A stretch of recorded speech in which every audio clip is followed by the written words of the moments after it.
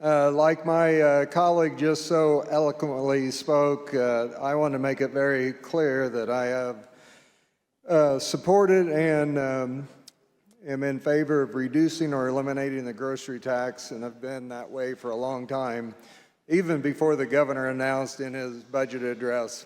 I also am always for the opportunity to reduce taxes, including, the estate tax, the gas tax, the income tax, the real estate tax, and so on. But I knew that this was going to be a stretch, but I thought maybe, just maybe, there would be hope in the House passing a clean tax cut that we could all agree on. But when it comes to tax cuts that are not actual tax cuts, welcome to HB3144.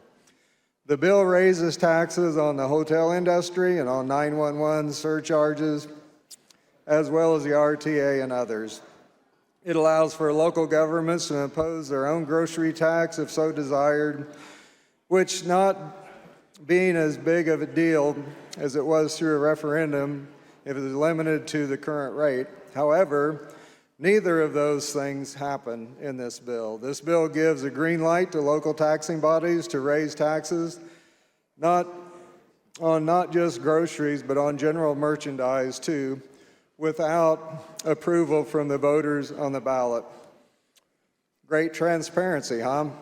The governor and the majority party want this to be done as a political victory, but they do not want the actual results of cutting taxes. Therefore, they're just passing the buck, making our mayors the bad guys when it's really the governor and his Representative Wilhour will yield his time. And his minority party to blame. And I would like to thank Representative Wilhour for yielding his time. This bill should have been a one-page singular vote deleting the grocery tax. Instead, we get 181 pages. Now, what could go wrong with 181 pages in a tax bill? But this is just another election year gimmick. If the media reports on this bill, they'll have the duty to report that this is not a tax cut bill. It's basically becomes a tax omnibus, which leaves local taxpayers vulnerable to paying much more than they are now in combined state and local taxes.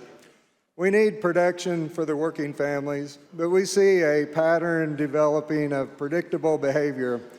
If you earn it, they tax it. If you spend it, they tax it. If you save it, they tax it. If you invest it, they tax it.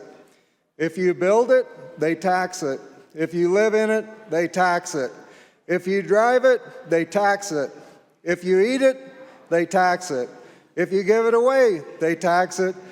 And if you die, they tax it once again. And then what they do is they waste the money. You know, this bill needs to go where the sun don't shine and the wind don't blow. The Illinois taxpayers need to be protected. Vote no. Thank you.